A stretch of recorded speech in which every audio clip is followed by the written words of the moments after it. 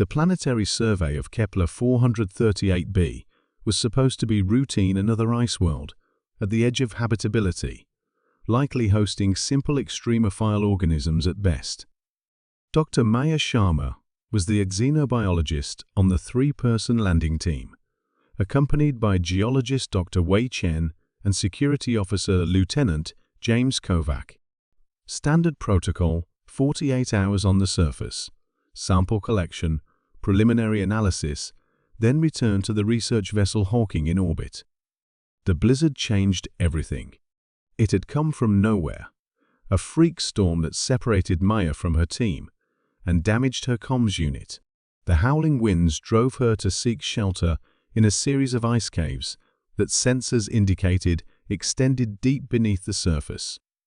With temperatures plummeting to -70°C outside, she had no choice but to venture deeper, relying on her environmental suit's heating system and the dim glow of her emergency beacon. That's when she heard it, a sound unlike anything recorded in the preliminary surveys. A low, pulsing vibration that seemed to resonate through the ice itself. Maya followed the sound, her scientific curiosity momentarily overriding caution. The tunnel widened into a cathedral-like chamber, its walls embedded with phosphorescent blue crystals that bathed everything in ethereal light. In the center lay a creature unlike anything humans had encountered. It resembled a manta ray crossed with a cephalopod, approximately 3 meters in length, with translucent skin that revealed complex internal structures. Multiple tendrils extended from its central mass, weakly undulating. What caught Maya's attention were the small, egg-like sacs clustered beneath its body, each containing a tiny moving form, a mother, giving birth. Maya's suit sensors immediately analyzed the ambient conditions, flagging critical information. The chamber was significantly warmer than the surrounding tunnels, though still far below freezing by Earth standards. The creature was generating heat, but not enough. Its metabolic readings were faltering. "You're dying," Maya whispered, the realization hitting her like a physical blow. The creature's large, compound eyes, each the size of Maya's palm, slowly rotated toward her. One tendril rose weakly, gesturing toward the eggs, then toward Maya. The meaning was unmistakable across the barrier of species. Help them. Maya's xenobiology training kicked in. She established a baseline observation, noting that the creature's body temperature was dropping steadily. Whatever biological process it used to generate heat was failing. Without intervention, neither the mother nor her offspring would survive another hour. Standard protocol was clear: non-interference with unknown species, especially during critical biological processes like reproduction. Observation only. Documentation. Analysis. Maya took one look at those intelligent eyes and decided protocol could go to hell. "I'm going to help you," she said aloud, knowing the creature couldn't understand her words, but hoping her tone conveyed her intentions. "But I need to contact my team." Her comms unit was damaged, but not completely inoperable. After several attempts, she managed to establish a weak connection with Lieutenant Kovac. "Maya," thank God his voice crackled through static, "we've been searching for—" "James, listen carefully," she interrupted. "I've found an intelligent indigenous life form. A mother, giving birth. She's dying from cold. I need thermal equipment immediately." A long pause. "Maya, protocol states—" "I know what protocol states," she snapped. "This is sentient life, James. I can see it in her eyes. I'm sending coordinates. Bring thermal units, as many as you can carry."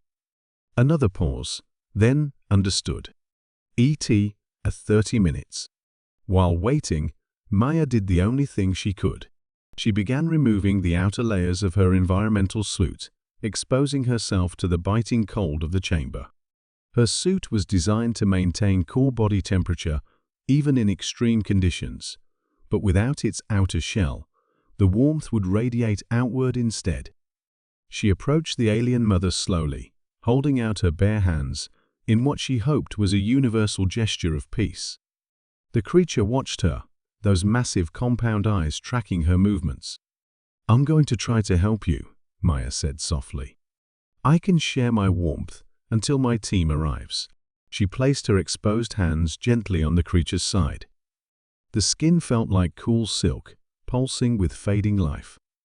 Maya gasped as one of the tendrils wrapped gently around her wrist, not threatening, but connecting. And then something extraordinary happened. A sensation like an electrical current passed between them. Maya felt a presence in her mind, not words, but emotions, images.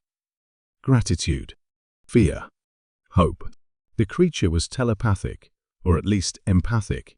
Maya sat beside the dying mother, pressing as much of her body as possible against the creature's side, sharing her human warmth. The minutes crawled by as she felt herself growing colder, her suit struggling to compensate. But the creature's temperature stabilized, then gradually began to rise.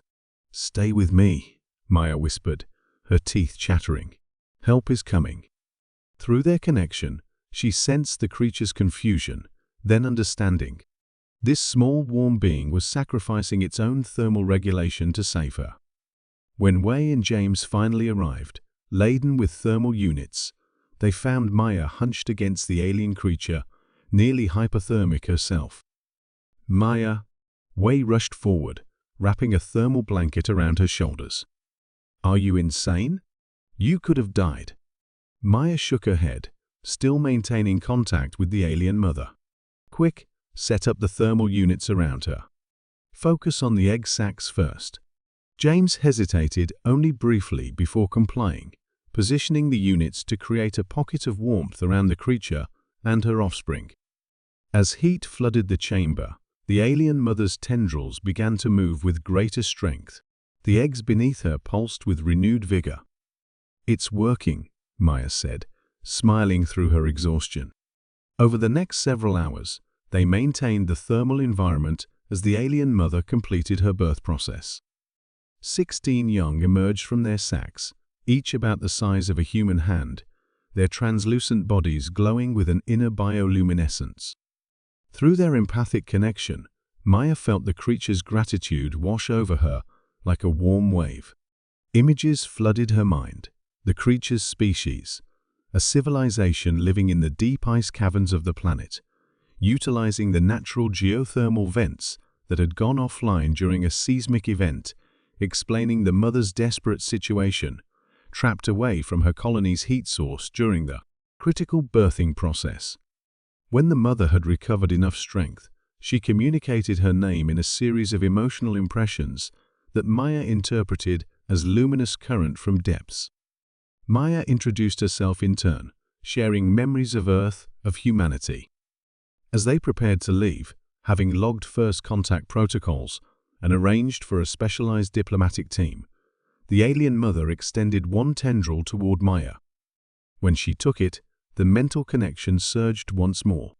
"Cold species, warm heart," came the impression, not in words but in perfect emotional clarity. "Your kind gives warmth beyond the physical. We will remember." 3 years later, the newly established embassy to the Keplerian crystalline communion featured a remarkable monument, a human figure with hands outstretched toward a crystalline mother and her 16 offspring. Beneath it, inscribed in both human language and the Keplerian crystal script, were the words, "Different worlds, different bodies, same compassion." Maya often visited it, remembering the ice cave and the simple truth she'd discovered there, that sometimes the greatest scientific discoveries come not from following protocol, but from following one's humanity.